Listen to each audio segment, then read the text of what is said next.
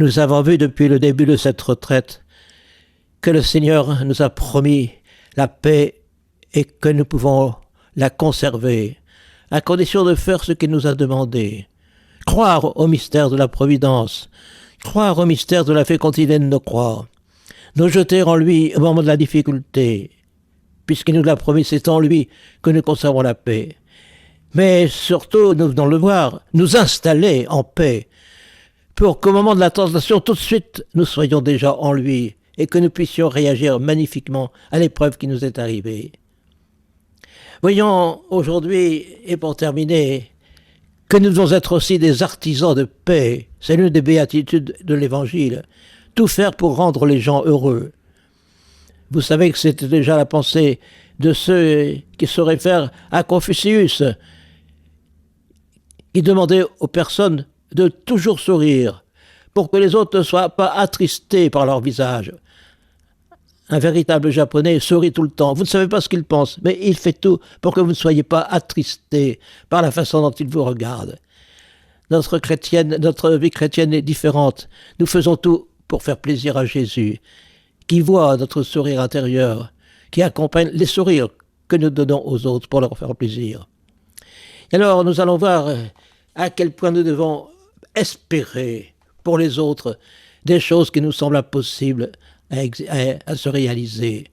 Nous devons souhaiter, prier pour des conversions, pour des réconciliations qui nous semblent impossibles. Mais c'est cela l'espérance chrétienne. Ce n'est pas un simple espoir humain. Dieu est capable de réaliser des choses qui nous semblent complètement impossibles. Alors, avant que ne vienne cette réconciliation ou cette conversion, nous essayons de continuer à être heureux, nous l'avons vu. Ton amour me fait danser de joie, me fait dire un verset du psaume 30. Mais tu vois ma misère et tu sais ma détresse, me fait-il dire ensuite dans le même verset. Comme c'est vrai.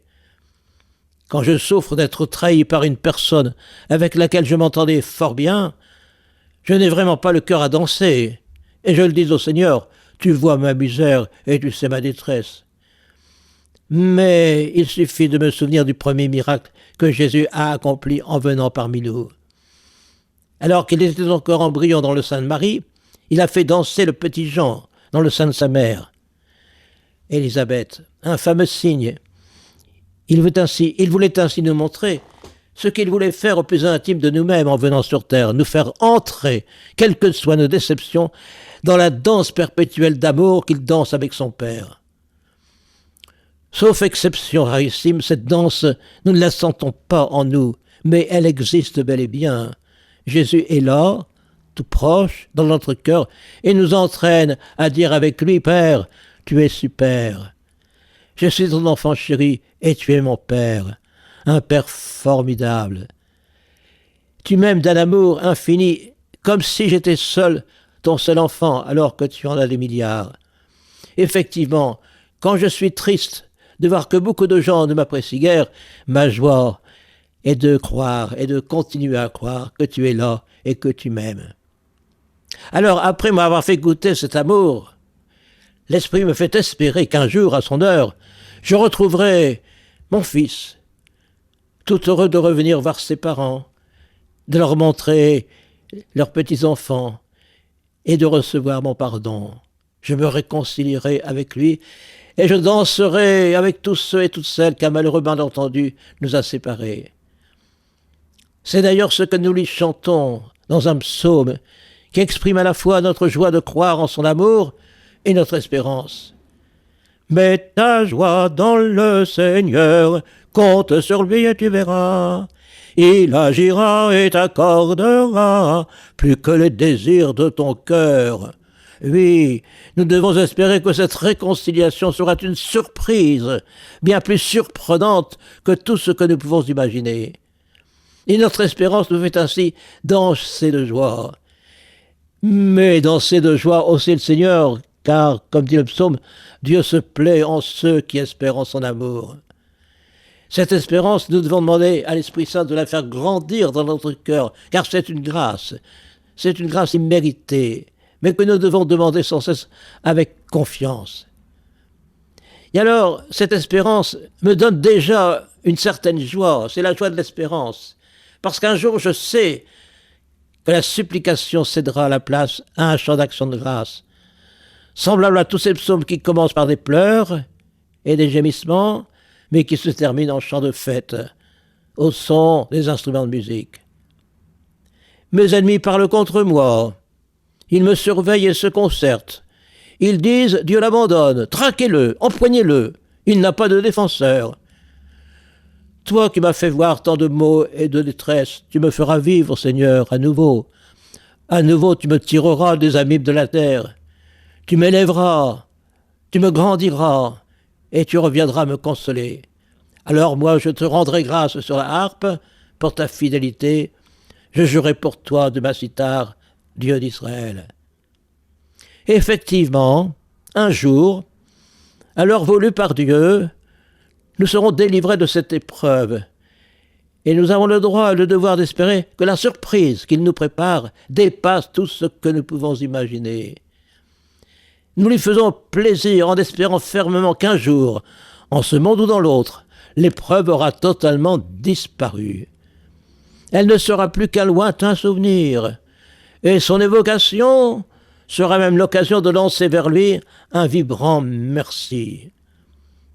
Si par exemple, nous attendons ardemment une réconciliation avec des amis, pensons que nous danserons un jour avec eux, eux qui nous rejettent aujourd'hui. C'est même avec cela que nous danserons peut-être le mieux. Émerveillés que nous serons alors de la puissance de Dieu, capable de dénier des nœuds d'incompréhension qui paraissaient inextricables. Et cette réconciliation nous procurera une joie toute nouvelle, bien plus belle que celle que nous connaissions avant notre mésentente. La nostalgie des merveilleux moments d'amitié que nous avons jadis connus, et dont le souvenir a souvent assombri nos soirées, sera totalement remplacée par la joie des retrouvailles. Mieux que des retrouvailles, ce sera le début d'une amitié profondément renouvelée, car nous serons capables de nous dire alors des pardons et des merci que nous n'avions jamais eu l'occasion de nous dire, et qui, tout compte fait, nous manquaient. Nous pensions que nous ne pourrions plus jamais nous aimer comme auparavant. Ce n'était pas faux, mais nous ne savions pas qu'une amitié retrouvée, après une telle tempête, fait naître dans le cœur de chacun un émerveillement inimaginable dans les moments où tout allait bien. Encore faut-il continuer à espérer que Jésus va nous exaucer, en lui disant « Renouvelle les prodiges, Seigneur, recommence les merveilles, glorifie ta main, hâte le temps, et que soient racontées tes merveilles. » Il y a d'ailleurs des moments où cette espérance habite tellement notre cœur que nous expérimentons d'alors ce que peut signifier la joie de l'espérance. Nous reprenons alors volontiers les paroles du prophète, chantant à l'avance le retour à Jérusalem de ceux qui se trouvaient encore en exil à Babylone. Jeunes et vieux se réjouiront ensemble, les jeunes filles danseront de joie. Je changerai leur deuil en allégresse, et je les consolerai. Je leur donnerai la joie, au lieu du chagrin, je leur donnerai la joie. Et lorsque le jour J aura eu lieu, nous chanterons à pleine voix, tu as changé mon deuil en une danse, mes habits funèbres en parure de joie. Mais n'essayons pas, mes frères, de chercher à savoir quand et comment se produira l'heureux événement qui paraît impossible aujourd'hui et dont l'avènement ne dépend pas de nous. Pour l'instant, nous ne pouvons qu'aspirer et prier. Une prière, nous l'avons vu, qui plaît beaucoup au Seigneur. Thérèse, l'enfant Jésus, disait un jour à sœur Marie de la Trinité, la plus jeune de ses novices, cette petite phrase toute simple qui a fait le tour du monde. On n'a jamais trop de confiance envers le bon Dieu, si puissant et si miséricordieux. On obtient de lui tout autant qu'on en espère. Et Dieu est vraiment ravi de voir la confiance avec laquelle nous comptons sur lui pour que se réalise l'impossible. Rien n'est impossible à Dieu. Cette espérance est un élément essentiel de la petite voix de Thérèse. Quand on est bien convaincu d'être l'enfant bien-aimé d'un Père tout-puissant, comment douter de son pouvoir de débrouiller les situations les plus angoissantes et de guérir les plaies physiques ou morales les plus affreuses. Non, c'est faire plaisir à Dieu et donc l'aimer, que d'espérer qu'il puisse intervenir dans des situations où tout semble perdu. C'est au contraire lui déplaire que de ne pas oser espérer contre toute espérance. Ce qui offense Jésus, ce qui le blesse au cœur, écrit Thérèse, c'est le manque de confiance. Malgré tous les signes flagrants de son endurcissement, Thérèse avait espéré que Pranzini finirait par se convertir. Malgré toutes les personnes qui s'y opposaient, elle espérait que le Seigneur exaucerait son désir d'entrer rapidement au Carmel, et elle multiplie les démarches en ce sens. Et après la mort de M. Martin, c'est l'entrée d'une quatrième fille Martin, sa sœur Céline, qui semble absolument impossible, contraire aux usages en vigueur dans les Carmels. Et Céline entre en communauté moins de 3 mois après la mort de son père. Remarquons bien que cette confiance ne dispense ni de prier ni d'agir. Mais si Dieu semble faire la sourde oreille à notre demande, c'est sans doute que son calendrier ne correspond avec celui que nous aurions souhaité. Ou bien il juge, dans sa sagesse infaillible, que notre demande ne correspond pas du tout au bien de la personne pour laquelle nous avons souhaité telle ou telle faveur. Mais quels que soient les événements, nous sommes sûrs que Dieu a tenu compte de notre prière et qu'elle n'a pas été inutile. En lui faisant confiance, nous sommes sûrs qu'il a diffusé davantage dans notre cœur et dans le cœur d'autrui le don essentiel dont il veut nous combler, l'Esprit Saint. Cet Esprit Saint qui renouvelle de fond en comble notre cœur et qui le sanctifie à jamais. C'est cette confiance que Thérèse exprime dans son 2e manuscrit de septembre 1896. Elle voudrait posséder la plénitude de l'amour, ressembler aux grands saints, aux aigles, capables de s'élever jusqu'au foyer divin de la Trinité Sainte, alors qu'elle n'est qu'un tout petit oiseau qui ne vole pas bien haut. Thérèse voudrait que tous ceux qui ressentent comme elle la même impuissance à devenir des saints reçoivent cette même grâce de confiance. Ô Jésus, que ne puis-je dire à toutes les petites âmes combien ta condescendance est ineffable. Je sens que si par impossible tu trouvais une âme plus faible, plus petite que la mienne, tu te plairais à la combler de faveurs encore plus grandes si elle s'abandonnait avec une entière confiance à ta miséricorde infinie. Nous ne lassons pas de prier, écrit-elle, la confiance fait des miracles. C'est aussi cette confiance que Jésus veut développer dans l'âme de Gabriel Bossis. Ta confiance me fait plaisir et libère mes grâces. Ne sois pas timide, demande avec audace. Quand tu pries, crois que tu es exaucé. Cela transformera ta prière et cela me fera plaisir. Un jour que Gabriel priait sur la tombe de Charles de Foucauld à Elgoléa, elle lui demandait un peu de grâce, des grâces qu'il avait accordées au frère Charles. Et Jésus lui répond « Je t'en donnerai d'autres, plus appropriées à ce que je demande de toi. » Voilà, quelquefois je crée des situations angoissantes pour éprouver votre confiance. Donne-moi ta confiance, donne-la-moi. Si tu remplaçais tes pensées soucieuses par des pensées de tendresse envers moi, ne crois-tu pas que ce serait plus utile et que tu serais plus heureuse? Les tout-petits ont une grande puissance sur mon cœur. Quand tu as un souci auquel tu ne peux rien, contente-toi de penser « il arrangera cela », et rentre dans une grande paix en moi. Toujours la même chose, c'est en Jésus que l'on peut conserver cette confiance, parce que par nous-mêmes, nous n'y arrivons pas. Il faut sans cesse rester blotti en Jésus pour pouvoir lui demander de réaliser des merveilles qui nous semblent impossibles. Un jour, Jésus disait à Gabriel Bossis, « Tu vois cette grosse porte en fer et en bois épais, comme elle est lourde.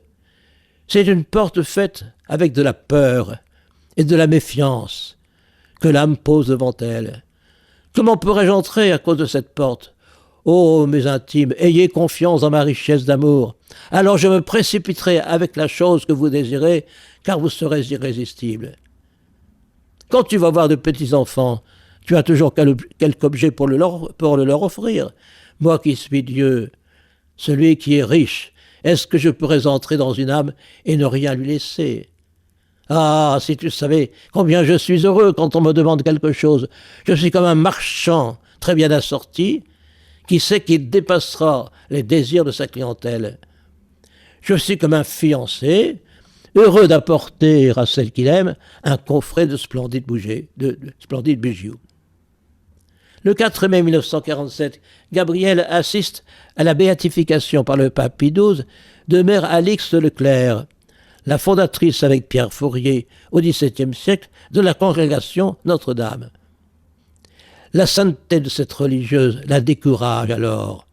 « Ah, je me tenais loin de lui, écrit-elle plus tard, manquant de confiance. Mais Jésus lui répond, « Pour qui me prends-tu? Comment m'envisages-tu? Tu oublies que je suis là pour t'aimer et pour t'exaucer ?» Et, quelque temps plus tard, le 22 mai, Jésus explique à Gabrielle qu'elle doit considérer la période difficile qu'elle vient de vivre comme une épreuve féconde. Je traversais une série d'angoisses, et Jésus me dit « Ne me marchande pas les épreuves. Peut-être en ai-je besoin pour sauver un pécheur. Tu verras plus tard tout ce qui est ressorti de ta souffrance, et pour les autres, et pour toi. Prie avec confiance pour la conversion des pécheurs. Ne vois-tu pas mes bras grands ouverts sur la croix, et plus qu'ouverts, distendus à en être disloqués? Ils sont ouverts éternellement pour votre parfait refuge. Amène-moi des pécheurs, que je les convertisse. » Voilà, mes frères, ce que doit être notre confiance en Dieu. Mais encore une fois, pour continuer à espérer avec une telle audace, il faut toujours nous blottir en Jésus. C'est lui qui va nous empêcher de quitter notre poste de confiance et d'abandonner notre paix. En toi, Jésus, je demeure pour rester dans cette paix que tu désires voir fleurir dans mon cœur, faire fleurir et faire grandir dans mon cœur. En tes mains, ô Seigneur, je remets mon esprit. En tes mains, ô Seigneur, je remets ma vie. En tes mains, vois notre prière, notre misère, notre amour, nos désirs. En tes mains, vois notre prière, notre confiance. En toi, Seigneur, j'ai confiance. C'est en tes mains, Seigneur, que je peux toujours rester plein d'espérance. Mais il faut que je reste blotti en tes mains et que je te demande de me serrer très fort dans tes mains pour que je ne te quitte pas et que tu puisses sans cesse faire passer dans mon cœur cette audace de confiance qui te plaît et qui contribue à sauver le monde.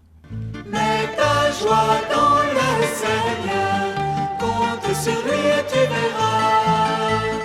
Il agira et t'accordera plus que les désirs de ton cœur. Mets ta joie dans le Seigneur, compte sur lui et tu verras. Il agira et t'accordera plus que les désirs de ton cœur. Remets ta vie dans les mains du Seigneur, compte sur lui, il agira. Grâce à son amour, ta foi apparaîtra comme un soleil en plein jour. Mets ta joie dans le Seigneur, compte sur lui et tu verras. Il agira et t'accordera plus que les désirs de ton cœur. Mets ta joie dans le Seigneur, compte sur lui et tu verras. Il agira et t'accordera plus que les désirs de ton cœur. Puisque nous avons beaucoup vu ces jours-ci que le Seigneur aimait beaucoup, que nous développions dans notre cœur la paix qu'il nous donne, que nous la faisions grandir, parce qu'il aime beaucoup nous voir vivre dans cette paix qu'il nous a méritée et que nous pouvons vivre de plus en plus si nous prenons les moyens d'y arriver. Et nous allons voir comment la petite Thérèse vivait cette paix à la fin de sa vie. On le voit en lisant les derniers entretiens qu'elle a eus avec Mère Agnès à la fin de sa vie, Vous savez que Mère Agnès a noté sur des petits carnets, sur des petites feuilles, et ensuite sur un carnet, les réflexions de sa sœur, sans imaginer qu'un jour, elles seront publiées et qu'elles seront connues à travers le monde. Alors, dans ces derniers entretiens, on voit notamment que Thérèse reste en paix, alors qu'elle ne sait pas si elle va mourir demain, après-demain ou dans 2 mois, qu'elle reste en paix aussi quand elle travaille avec ses novices sans s'occuper du résultat de son travail. Et elle encourage Mère Agnès, sa sœur, à faire la même chose, à ne pas s'inquiéter exagérément de ce qui arrive, de conserver la paix, puisque tout est grâce. Alors, on est encore au mois de mai, à ce moment-là. Thérèse confie une parole de Jésus qu'elle aime beaucoup. « Apprenez de moi, dit Jésus, que je suis doux et humble de cœur. Alors j'ai la paix, selon sa promesse, vous trouverez le repos de vos âmes. » Et oui, quand on cultive la douceur et l'humilité, il est évident qu'il y a des colères auxquelles on ne se laisse plus aller, que l'on conserve la paix avec les autres. Et puis, elle explique un autre jour qu'elle ne se préoccupe pas de l'efficacité ou de la non-efficacité du travail qu'elle fait avec ses novices. Je jette à droite, à gauche, à mes petits oiseaux, les bonnes graines que le bon Dieu met dans ma petite main, et puis ça fait comme ça veut. Je ne m'en occupe plus. Quelquefois, c'est comme si je n'avais rien dit, rien acheté. À d'autres moments, cela fait du bien. Mais le bon Dieu me dit, donne toujours sans t'occuper du résultat. Évidemment, une résolution que nous pourrions reprendre à la fin de cette semaine. Ne pas nous préoccuper du résultat de ce que nous faisons. Si nous avons l'impression que nous n'avons pas réussi dans notre activité, ce n'est pas grave. C'est le Seigneur qui donne la fécondité. Il était question qu'elle aille à Hanoï, parce qu'on avait fait une neuvaine en pensant que Thérèse pourrait guérir miraculeusement, et que du coup, elle irait renflouer la communauté au Vietnam, à Hanoï. Je voudrais bien aller à Hanoï pour souffrir beaucoup pour le bon Dieu. Je voudrais y aller pour être toute seule, pour n'avoir aucune consolation sur la terre. Quant à la pensée de me rendre utile là-bas, elle ne me traverse même pas l'esprit. Je sais très bien que je ne ferai rien du tout. Thérèse est bien convaincue que ce qui compte, ce n'est pas le nombre d'activités, de responsabilités que l'on peut avoir, mais de tout faire pour faire la volonté, parce que c'est la volonté du bon Dieu. On me dit que j'aurais peur de la mort. Cela se peut bien. Il n'y en a pas une ici plus défiante que moi de ses sentiments. Je ne m'appuie jamais sur mes propres pensées. Je sais combien je suis faible, mais je veux jouir du sentiment que le bon Dieu me donne maintenant. Il sera toujours temps de souffrir du contraire. On verra bien si j'ai peur de la mort, un jour à la fois. D'ailleurs, dit-elle un autre jour, je vois toujours le bon côté des choses. Il y en a qui prennent tout de manière à se faire de plus de peine. Pour moi, c'est tout le contraire. Si je n'ai que la pure souffrance, si le ciel est tellement noir que je ne vois aucune éclaircie, eh bien j'en fais ma joie. Voilà. Et puis Thérèse ne cesse de dire à ses sœurs, ne vous imaginez pas qu'après ma mort, il va y avoir des choses extraordinaires. Parce que l'on disait parfois dans les communautés, quand une sainte religieuse meurt, il y a des choses extraordinaires qui montrent qu'elle est déjà dans le ciel. Ne vous étonnez pas si je ne vous apparais pas après ma mort, et si vous ne voyez aucune chose extraordinaire comme signe de mon bonheur céleste. Vous vous rappellerez que c'est ma petite voix de ne rien désirer voir. Voilà. Ce soir, j'ai obtenu de pouvoir vous consoler un peu et d'être bien gentil. On a profité d'une accalmie de la maladie de Thérèse pour lui permettre de réussir ses sœurs et de causer un peu de ce qui se passera après sa mort. Donc, ce soir, aujourd'hui, j'ai obtenu de pouvoir vous consoler un peu. Mais il ne faut pas s'attendre à me voir ainsi au moment de la mort. Je ne sais pas. Je ne sais pas non plus si j'irai au purgatoire. Je ne m'en inquiète pas du tout. Mais si j'y vais, je ne regretterai pas de n'avoir rien fait pour l'éviter. Je ne me repentirai jamais d'avoir travaillé uniquement pour sauver des âmes, et non pas pour mériter des grâces et ne pas aller au purgatoire. De nouveau, une réflexion, un conseil donné à sa petite mère.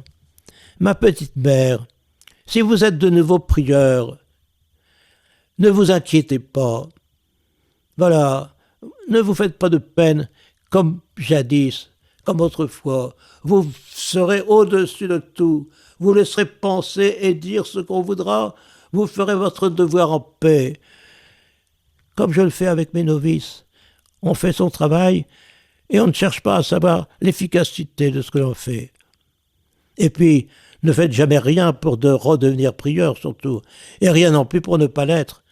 D'ailleurs, je vous promets que je ne vous laisserai pas, je ne vous laisserai pas maître si c'est préjudiciable à votre âme. Voilà.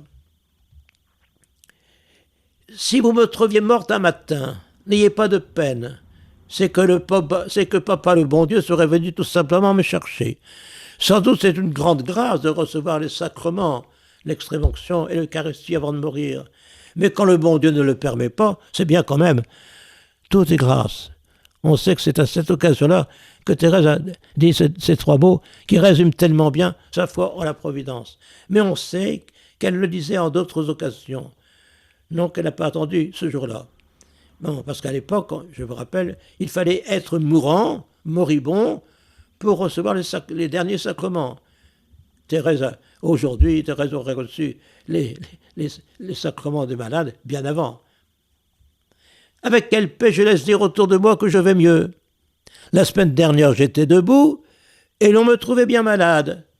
Cette semaine, je ne puis plus me soutenir, je suis épuisé, et voilà qu'on m'a juste sauvé. Mais qu'est-ce que cela fait? Voilà, garde la paix, Thérèse, lui dit Jésus, quel que soit ce que l'on pense de ta maladie en communauté. Et puis ce jour-là, on lisait ce 8 juin, ce 5 juin, on lisait au réfectoire un passage de la vie de Saint Louis de Gonzague. Comme la prieure s'appelait Marie de Gonzague, il était normal qu'on lise de temps en temps, qu'on lise la vie de Louis de Gonzague, un saint espagnol qui était très aimé dans les communautés et aussi dans les communautés de religieuses enseignantes, parce que c'était un bon modèle pour les garçons qui étaient en classe.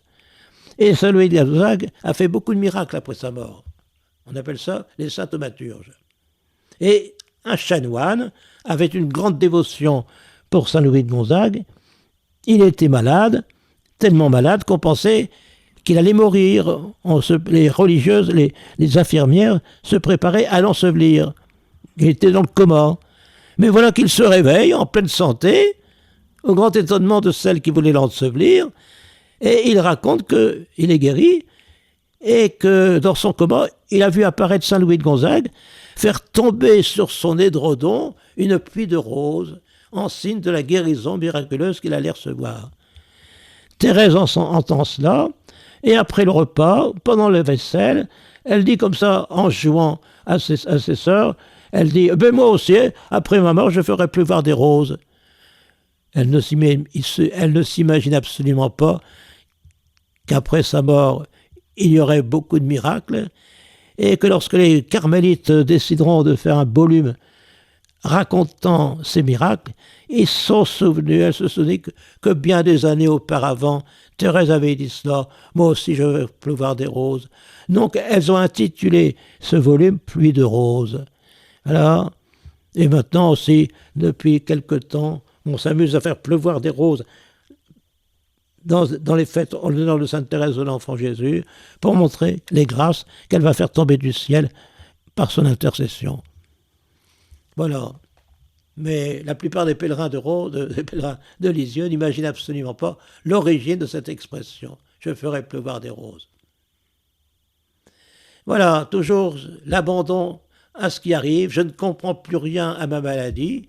Voilà que je vais mieux, mais je m'abandonne et je suis heureuse quand même. Qu'est-ce que je deviendrais si je nourrissais l'espoir de bientôt mourir? Que de déception. Mais je n'en ai aucune, parce que je suis contente de tout ce que le bon Dieu fait. Je ne désire que sa volonté. Voilà. Je m'abandonne comme un tout petit enfant qui ne s'inquiète pas de ce que l'on fera de lui. Je ne sais pas quand je mourrai. Je n'ai aucune confiance en la maladie. Quand même je serai administré, je croirai encore que je peux en revenir. Et alors, Mère Agnès un jour confie à sa sœur qu'il lui arrive de faire des choses, des infidélités à la règle, de n'être pas très généreuse. Et elle se le reproche énormément. Et Thérèse ose lui dire, vous ne faites pas comme moi. Quand j'ai commis une faute qui me rend triste, je sais bien que cette tristesse est la conséquence de mon infidélité. Mais croyez-vous que je reste là? Oh non, pas si sotte. Je m'empresse de dire au bon Dieu, mon Dieu, je sais que ce sentiment de tristesse, je l'ai bien mérité. Mais laissez-moi vous l'offrir tout de même, comme une épreuve que vous m'envoyez par amour. Je regrette mon péché, mais je suis contente d'avoir cette souffrance à vous offrir. Voyez, quand nous avons fait quelque chose de mal, bien sûr qu'il faut le regretter, en avoir la contrition, et prendre la résolution de ne plus le faire. Mais au lieu de s'affliger exagérément, on dit, Seigneur, je tâcherai de mieux faire une autre fois, et cette souffrance que j'ai, eh bien, je te l'offre. Le sourire que je t'offre, au lieu de m'affliger, ça te plaît énormément. Voilà. Thérèse a une conscience très vive du péché, bien sûr, mais elle sait que le Seigneur aime beaucoup quand on conserve la paix, justement, au lieu de ruminer dans un remords qui est inutile. Et régulièrement, Thérèse dit, pour l'instant, je ne souffre pas trop, mais on verra bien plus tard. Qu'est-ce que cela fait? La souffrance pourra atteindre des limites extrêmes, mais je suis sûr que le bon Dieu ne m'abandonnera jamais. Et de nouveau, le 5 juillet, Thérèse dit qu'elle aussi, il lui arrive des faiblesses, mais qu'elle s'en réjouit. Il m'arrive bien aussi des faiblesses, mais je m'en réjouis. Je ne me mets pas toujours non plus au-dessus de rien à terre. Par exemple, je serais taquiné d'une sottise que j'aurais dite ou j'aurais faite. Alors je rentre en moi-même et je me dis, hélas, j'en suis donc au même point comme autrefois? J'en suis donc encore là? Mais je me dis cela avec une grande douceur et sans tristesse. C'est si doux de se sentir faible et petit. On a vu ça ces jours-ci. Deux adjectifs que Thérèse emploie souvent à la fin de sa vie, pour dire qu'elle se réjouit d'être une petite âme qui a vraiment besoin d'être portée par Jésus. Que les mains de Jésus, c'est l'ascenseur qui lui permet d'aller vers Dieu. Il y a un privilège quand on est petit. Eh bien, le bon pasteur porte les petites brebis, il accompagne les brebis sur le chemin, mais les agneaux fragiles, il les porte sur son cœur et dans ses bras. Donc on finit par se réjouir d'avoir besoin davantage de la présence de Jésus et de son action et de ses mains. Alors de temps en temps, Thérèse évoque ce qu'elle fera dans le ciel. Quand je serai au ciel, je m'avancerai vers le bon Dieu, comme la petite nièce de sœur Élisabeth devant la grille du parloir.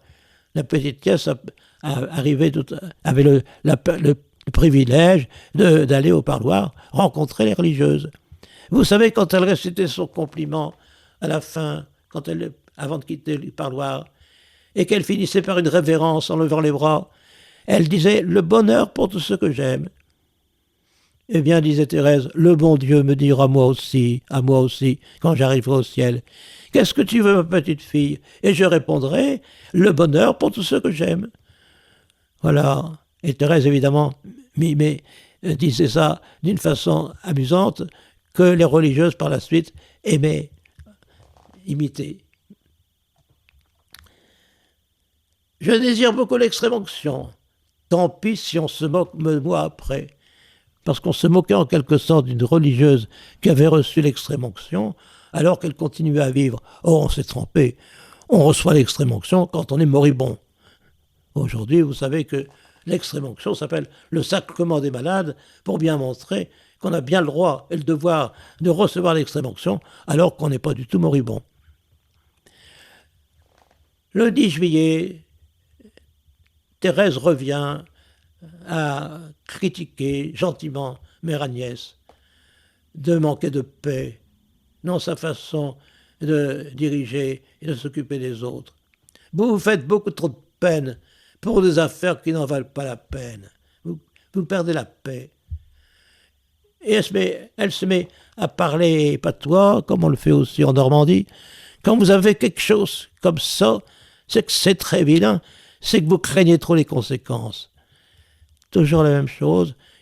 Pour garder la paix, il ne faut pas trop s'inquiéter. Il ne faut même pas s'inquiéter du tout du résultat de notre activité. Savoir si ça a marché ou non. C'est le Seigneur qui s'occupe de faire fructifier notre activité.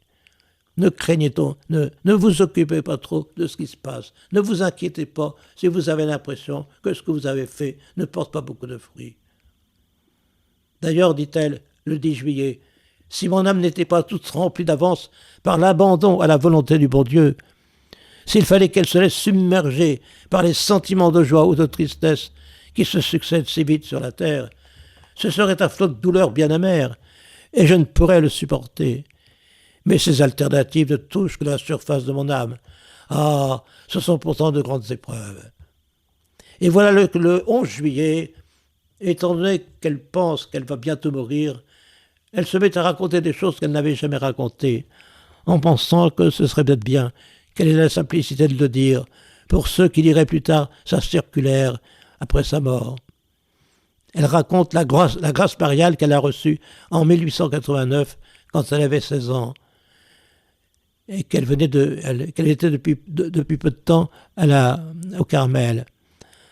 Un jour qu'elle priait dans le jardin, dans un petit ermitage consacré à la Vierge Marie, elle a senti pendant toute une semaine qu'elle était sous le voile de Marie. Vous savez que les religieuses considèrent la tunique qu'elles remettent par-dessus le scapulaire qu'elles mettent au-dessus de leur tunique, que c'est un symbole du voile de Marie qui les entoure. Et c'est pourquoi des laïcs peuvent porter un scapulaire en miniature pour penser que nous sommes tous en Marie, sous le voile de Marie.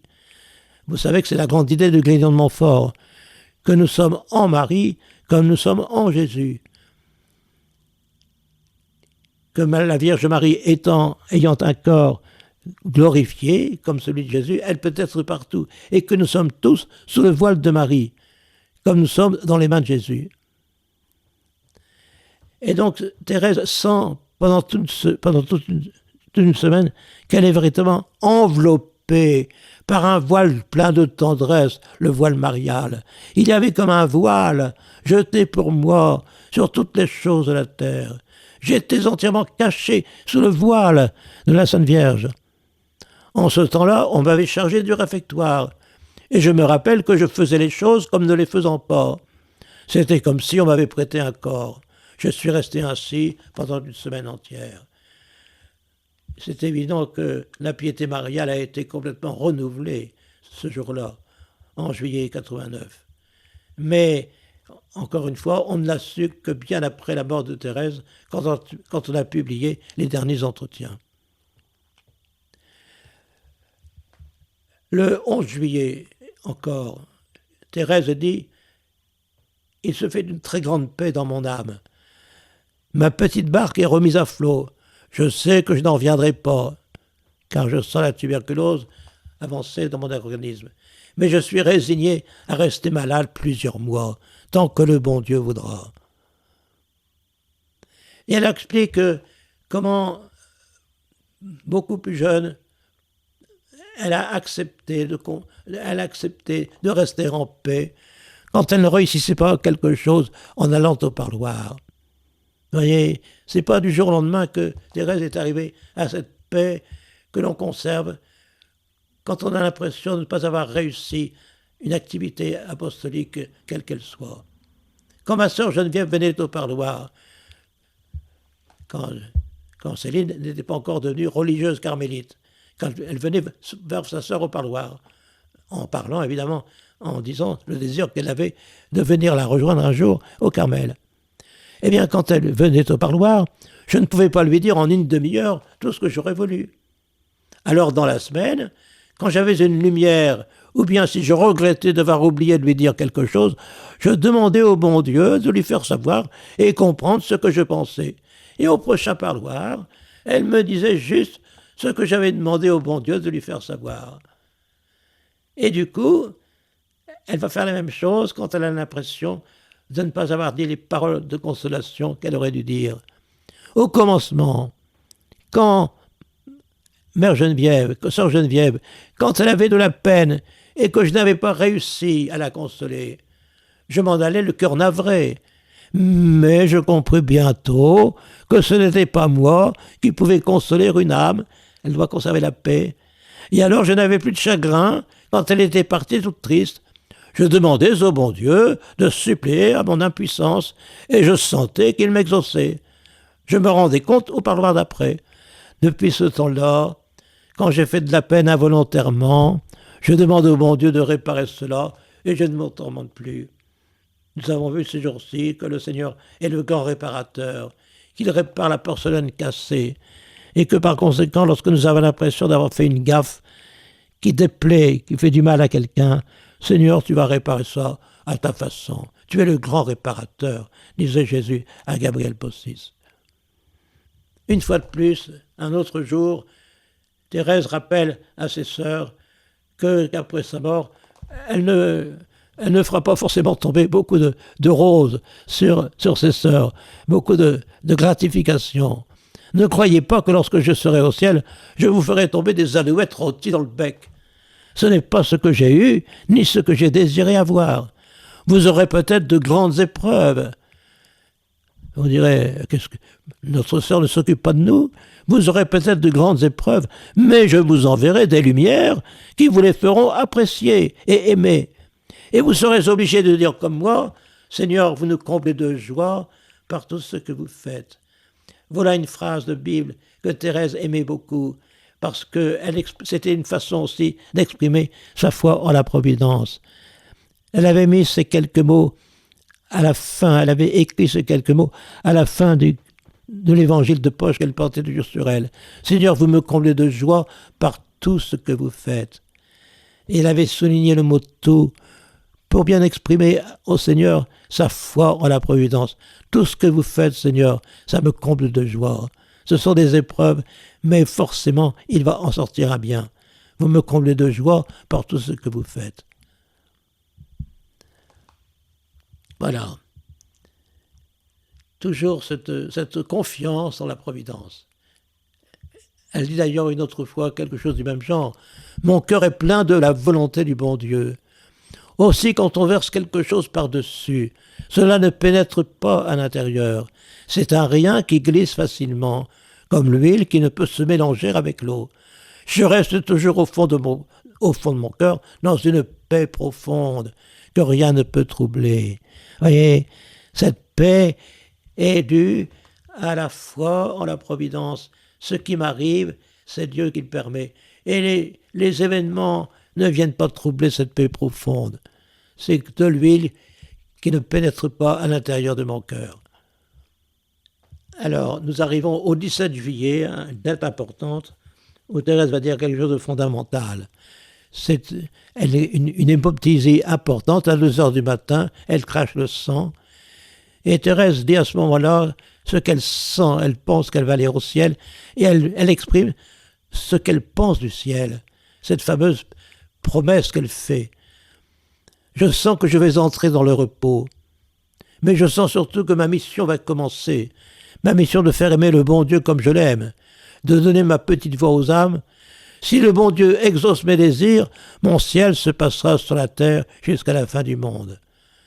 Oui, je veux bien passer mon ciel à faire du bien sur la terre. Ce n'est pas impossible, puisqu'au sein même de la vision béatifique, les anges veillent sur nous. Et le lendemain, elle dira, le bon Dieu ne me donnerait pas ce désir de faire du bien sur la terre, après ma mort, s'il ne voulait pas le réaliser. Il me donnerait plutôt le désir de me reposer en lui. Et Thérèse n'aimait pas beaucoup ce que l'on chante une messe notamment, Requiem aeternam dona eis Domine. Jean Guiton disait, le jour de son enterrement, on nous a dû chanter Actionem aeternam.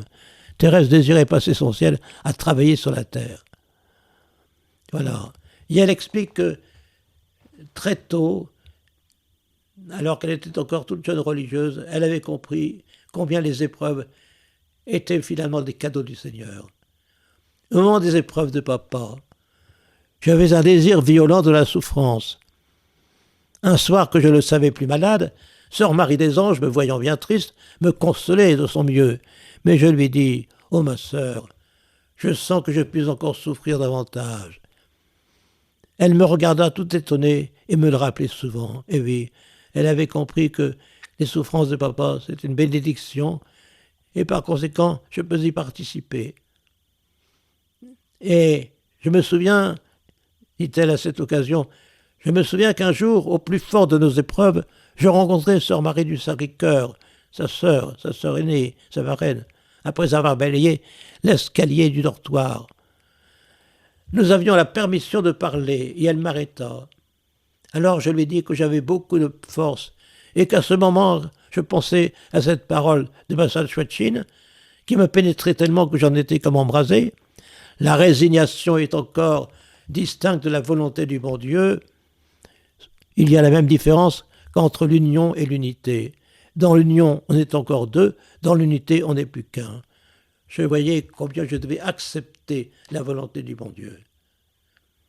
Et on m'avait obligé de demander la guérison de papa le jour de ma profession.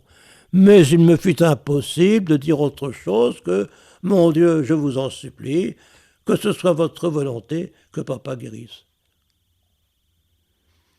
Le 29 juillet, une religieuse croit bien faire, et au mois de juillet, Thérèse est à l'infirmerie, et une religieuse croit bien faire d'offrir un petit moulin, un petit jouet, un petit moulin qu'on fait tourner, pensant distraire Thérèse, en oubliant que lorsqu'on a du tuberculose et qu'on souffre énormément, c'est vraiment pas le petit jouet à offrir.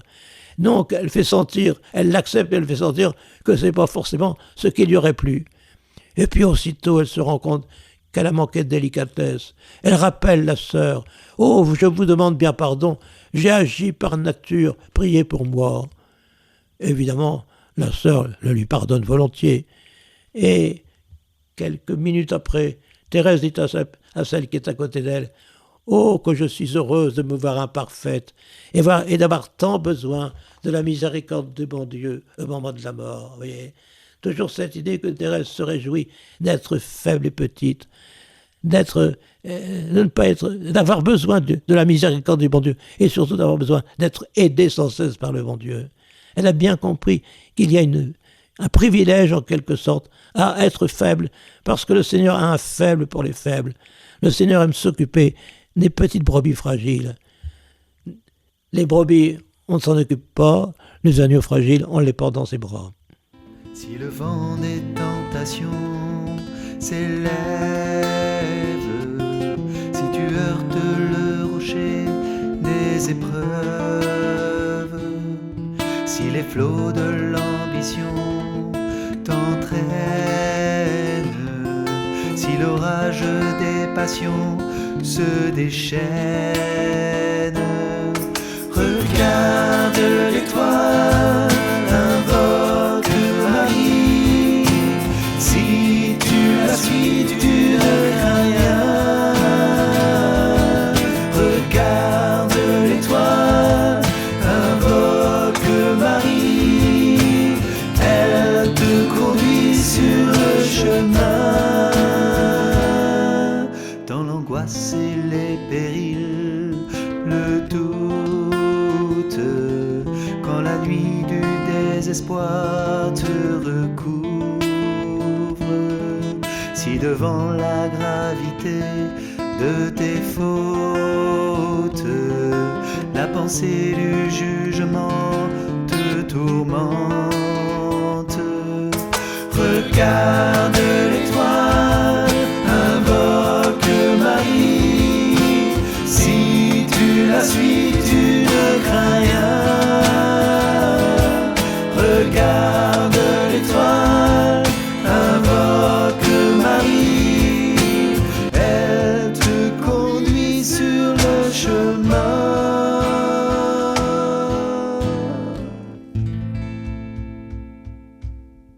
Frères et sœurs, nous avons vu pendant ces 3 jours de retraite que pour conserver la paix, que Jésus désire voir sans cesse habiter de notre cœur et fleurir sur notre visage, il nous demande d'ouvrir tout grand notre cœur à son amour et à l'invasion de l'Esprit Saint et de tous ses dons, mais aussi de nous blottir comme de tout petits enfants dans ses bras et sur son cœur.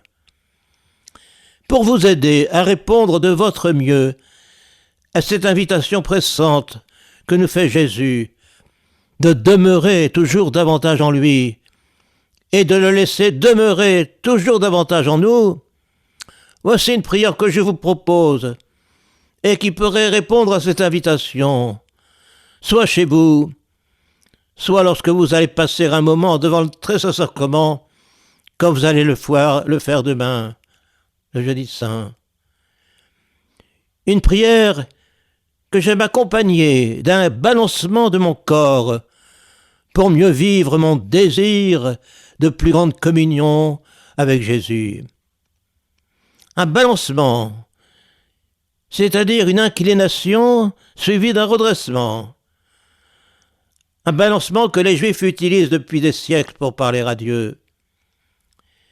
Nous qui sommes disciples et amoureux de Jésus, nous pouvons reprendre les 2 temps de ce balancement pour lui redire les 2 grands désirs de notre cœur.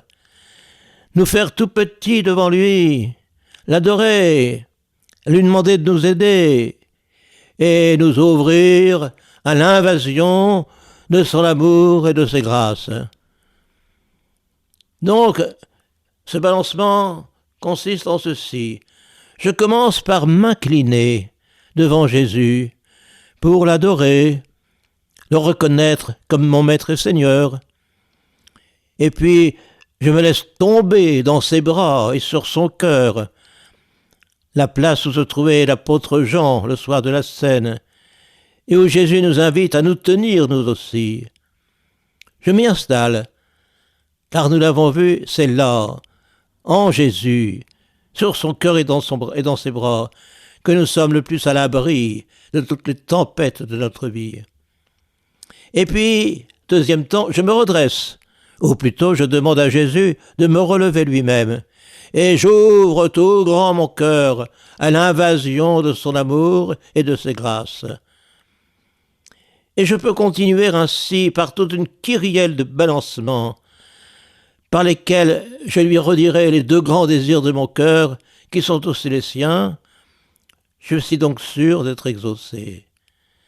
Voici cette kyrielle que vous pouvez inventer d'ailleurs vous-même. Je veux demeurer en toi, Jésus, et je dis cela en m'inclinant. Mais viens demeurer en moi, et je me redresse. Je me donne à toi, mais tu te donnes à moi. Je me jette dans tes bras et sur ton cœur, mais viens régner dans mon cœur. Je me fais tout petit devant toi, mais tu me relèves. Je me reconnais pécheur devant toi, mais tu me pardonnes. Je suis la brebis toute fragile de ton bercail, et toi, mon vrai pasteur, tu me portes. Je trébuche souvent sur la route, mais tu me relèves. Tu es très indulgent, mais très exigeant. Je suis une pauvre argile dans tes mains, et toi, tu me façonnes à ton image. Je te confie ma tristesse, et toi, tu me remplis de ta joie. Et curieusement, on retrouve l'alternative de ces 2 désirs complémentaires dans le balancement des 2 premières strophes de la magnifique prière composée le 21 novembre 1904 par sainte Élisabeth de la Trinité dans son Carmel de Dijon. Elle commence par se jeter dans l'océan trinitaire avant de l'accueillir dans son cœur et de s'ouvrir à son action.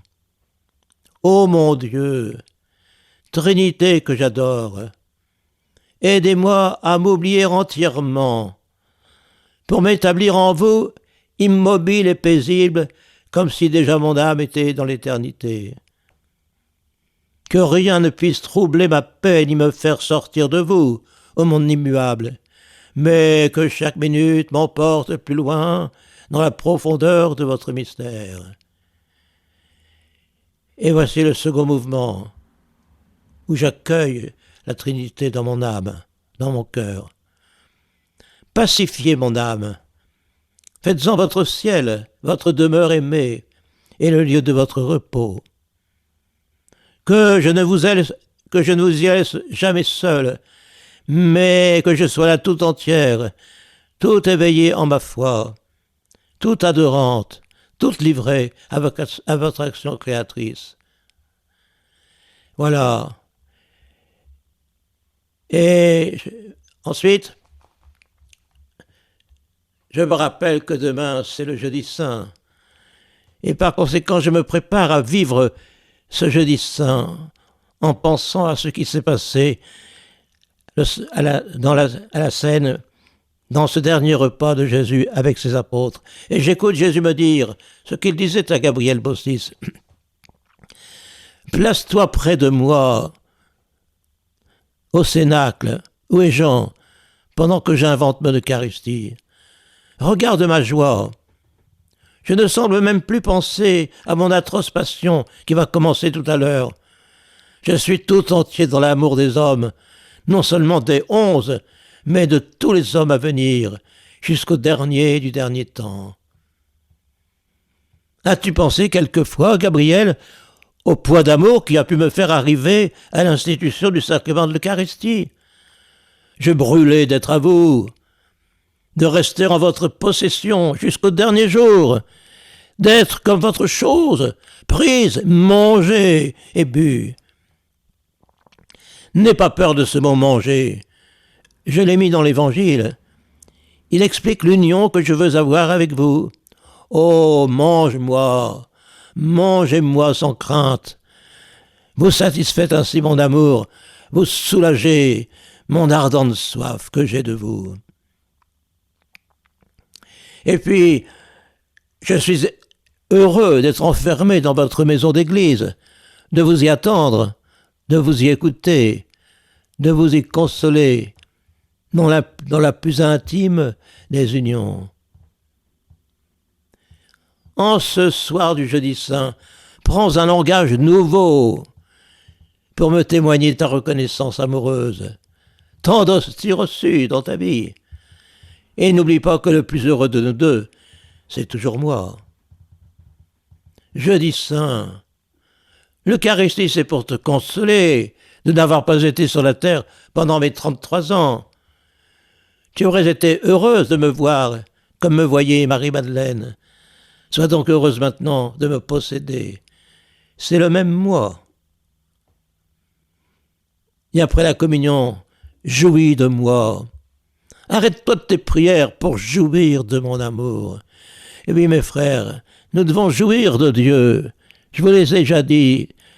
C'est le refrain que l'on chantait très longtemps, qu'on a chanté pendant très longtemps, pendant que les personnes partaient en procession pour communier. Gustate et videte coniam suavises dominus. Goûtez et voyez comme est bon le Seigneur de se donner ainsi à nous dans l'Eucharistie. Et puis je vous ai rappelé souvent que Jésus dans votre cœur, il danse. Il danse comme il a fait danser le petit Jean-Baptiste dans le sein d'Élisabeth, le jour de la visitation. Et c'est pourquoi j'aime bien chanter et faire chanter à mes frères un petit chant que j'ai composé sur un air, sur une mélodie hébraïque, qui nous rappelle que Jésus veut nous faire danser notre vie. Il danse toujours en toi, avec des cris de joie, ton Dieu est en toi, ne l'oublie pas, ne l'oublie pas, ne l'oublie pas. Le Seigneur est en moi, nuit et jour, il me donne sa joie, son amour. Il danse toujours en toi, avec des cris de joie, ton Dieu est en toi, ne l'oublie pas, ne l'oublie pas, ne l'oublie pas. Je peux m'abandonner dans ses bras, déposer sur son cœur tous mes tracas. Il danse toujours en toi, avec des cris de joie, ton Dieu est en toi. Ne l'oublie pas, ne l'oublie pas, ne l'oublie pas. Et si je sens monter la tristesse, je dois me rappeler sa tendresse. Il danse toujours en toi, avec des cris de joie, ton Dieu est en toi. Ne l'oublie pas, ne l'oublie pas, ne l'oublie pas. Et si je n'ai plus envie de danser, je prie mon ange gardien de me faire valser. Il danse toujours en toi, avec des cris de joie, ton Dieu est en toi. Ne l'oublie pas, ne l'oublie pas, ne l'oublie pas.